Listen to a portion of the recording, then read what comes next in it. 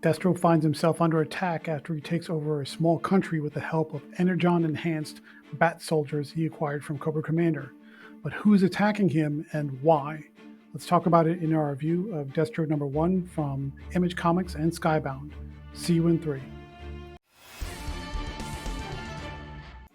Welcome back to Comical Opinions. This is our review of Destro number 1, which is the latest miniseries from Skybound and Image Comics in their interconnected Energon universe. So let's jump right into the issue, since this is the first one of the series. We begin with a revolution in progress in the small European country of Darklonia. The Prime Minister, known for his corruption and despotic leadership methods, sends out his armed men to quell the rioters at the palace gates. The Prime Minister's men, unfortunately, find something a little bit more dangerous waiting for them. It's a fully functional squad of the latest enhanced bat soldiers airdropped in courtesy of Cobra Commander.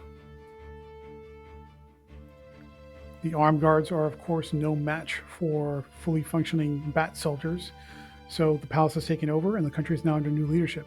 Destro enters the palace and declares the country will now be turned over to Artyom Darklon, who is part of the bloodline of the founding family of the country.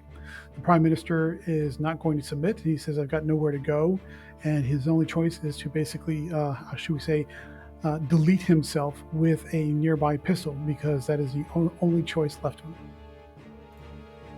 After the leadership has been swapped out, Destro gets on the communication console with Cobra Commander to talk about how the bats performed. Unfortunately, they didn't do so well. They're tough as nails. They can destroy anything that crosses their path, but unfortunately, they shoot anything and everything that has a face, whether they're enemy or ally, which is no good.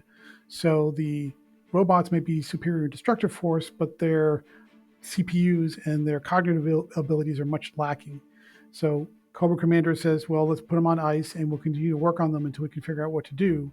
And what that does is puts a strain on the relationship between Destro and Cobra Commander, because Destro recognizes he needs Cobra Commander's Energon enhanced bats, but the bats aren't quite up to snuff. So now they're in a semi-working symbiotic relationship.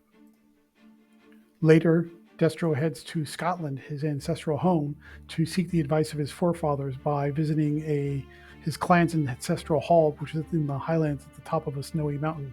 There he sort of meditates and speaks to the statues of his forebears, and he asks for help because he knows that the time of war is coming, and the weapons that are being developed based on energetic technology are going to shift the balance of power throughout the world.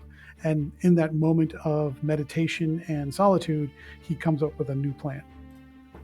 Meanwhile, back in Darklonia, Artyom Darklon follows Destro's orders to hold an arms dealer conference in the middle of the palace courtyard.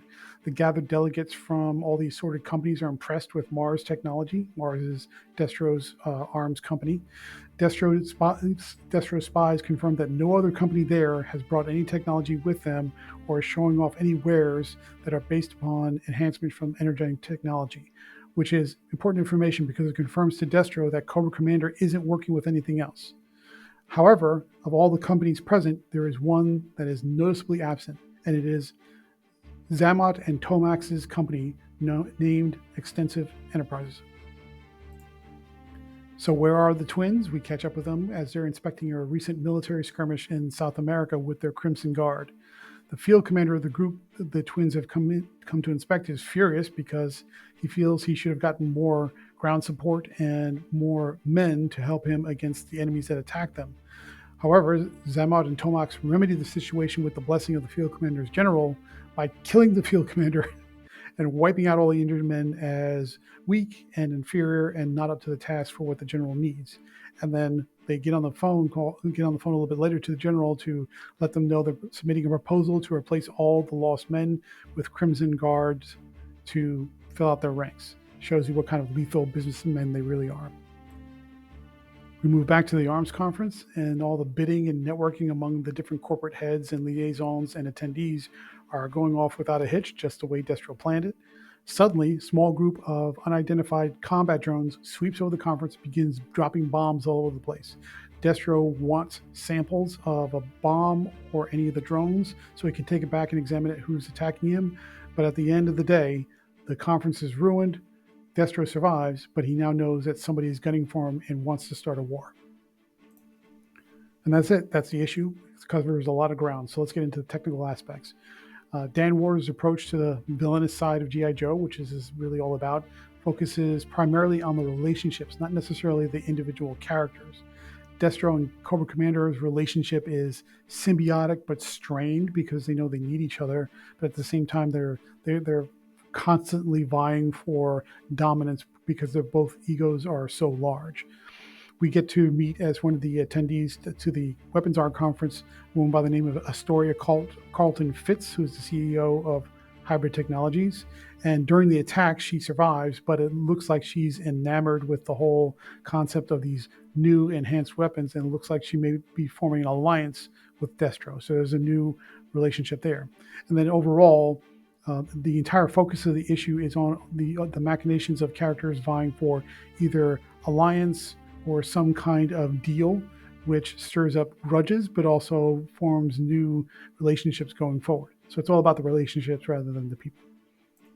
Let's switch over to talk about the artwork. Except for the main G.I. Joe title written by Larry Hama, and the main Transformers title written by, right now, Daniel Warren Johnson, the art has been the weak point of most of the individual miniseries. Just calling it like we see it, that's just been the weak part. The writing in all the miniseries has been better than the art. Here, the art is different because this is the first time we've ever encountered Andre Bresson's work. It's okay, but still has its weaknesses.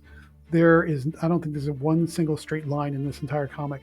It's as if Bresson is drawing smaller details and fine lines, but his hand is shaking while he's doing it. So every line and every contour is neither smooth nor straight, depending on what's needed. Everything looks squiggly and a little bit off somehow. So, and especially when you get the wider shots where you see figures in the background, they just look like squiggled lines. I mean, it's really off. Now, strangely enough, the issue art is saved greatly by Adriano Lucas's colors, which is a strange surprise because we've been hard on Lucas lately for work over at DC Comics, where that coloring has not been good, especially on the Tom Taylor titles. So it's very strange that the person we've been picking on for colors over at DC is the person that saves the visuals in this book specifically because of the colors. Let's move over to talk about pacing and structure. A bit of a mixed bag. Conceptually, Waters has all the right parts in here. You get the right G.I. Joe characters. You're sprinkling in a little bit of the Energon components to make it part of the interconnected universe. And the plot makes sense for somebody like Destro, who is an arms dealer. Of course, he's going to have a plot that built around him that involves arm deals gone bad, rival arm dealers potentially attacking each other, and all the little bits and pieces that we still to be told yet, but so far okay. That said, if you paid attention to the description, there's a lot of story packed into a very small space, and most of the scenes lack something. They either lack drama, or they lack impact, or in some cases they even lack importance. For example, when we first meet Alexandria Carlton Fitz, there's an entire scene that takes up a page or two of her lounging by the pool. Did we need that scene to be introduced to her? No. We have that entire sequence of events spanning multiple pages with Zamat and Tomax, where they go after the field commander and his men and wipe them out to replace them with their own men. Did we need that? No. I mean, if you're reading a G.I. Joe character with the presumption that you know who these characters are, you want new and fresh stories, you already know who Zamat and Tomax are. You don't need this lengthy scene to kind of tell you, oh, these guys are ruthless bad guys. We already know that. And quite frankly, the scene, as far as we can tell, is not additive to whatever the plot is at the moment, which is, so it's fluff. And so part A, the first problem, I should say, is that the plot isn't exactly clear other than people are after Destro. And that's not much of a plot necessarily, but unless there was some goal behind it, which we don't know yet at this point. So the part B is that you have these scenes that are interspersed in there that are taking up valuable page space that don't really contribute anything to whatever the plot is going to wind up being. We don't know yet. So the net effect is Waters wasted a lot of valuable space on superfluous introductions and world building that is not necessary. to be frank. But the central character, Destro, and his dealings with Cobra Commander, which is that whole link to the Energon universe, gets very little to almost no development at all. So, in short, a lot happens. Some scenes are interesting, yeah, but a lot of the extra stuff is dull and even unnecessary. Switching over to talk about the theme a little bit, at best we can say Destro is preparing for war, but it's not clear if that's the central theme or if it's something else because, as we've already pointed out, there's a lot of meandering plot structure, there's a lack of focus, and there are a lot of scenes in here that either add little value, don't have much importance, or don't really tell you anything that you didn't already know. So if there is a central theme, it's not quite clear yet, but preparation for war is as best as we can figure out. Let's take a step back and look at the bigger picture. Yes, this miniseries is part of the interconnected Energon universe, and we know that from the brief scene we have between Destro and Cobra Commander. Now, as far as where it sits in that timeline, it appears to take place sometime after the end of the recent Cobra Commander miniseries, because at the end of that series, Destro and Cobra Commander are just meeting really for the first time and developing a working relationship.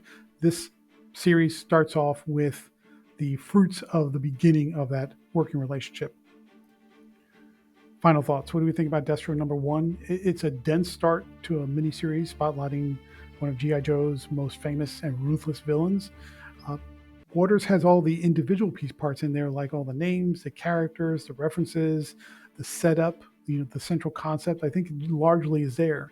But the plot structure is just overstuffed with superfluous scenes that don't really add anything to the main story, and some of the scenes are just, to be honest with you, outright dull. Plus, the art lacks sharpness and refinement, so even though the colors save it. So overall, not the best start to the miniseries. We were hoping for better. Therefore, we're going to give Destro #1 from Image Comics and Skybound a 6.8 out of 10. Some people may balk at the low score, but it's deserved because this is just not a great way to start this series, especially for such a charismatic character. But let us know what you think. Are we off base? Were you looking forward to the Destro series as much as you were to anything else coming out of the Energon universe? Or did this just feel like a nice to have rather than a must have? If you're a G.I. Joe fan, give us a thumbs up. And if you have opinions about this, let us know. Leave a comment down below. Otherwise, thank you for joining. And please stay tuned through the outro for the next review.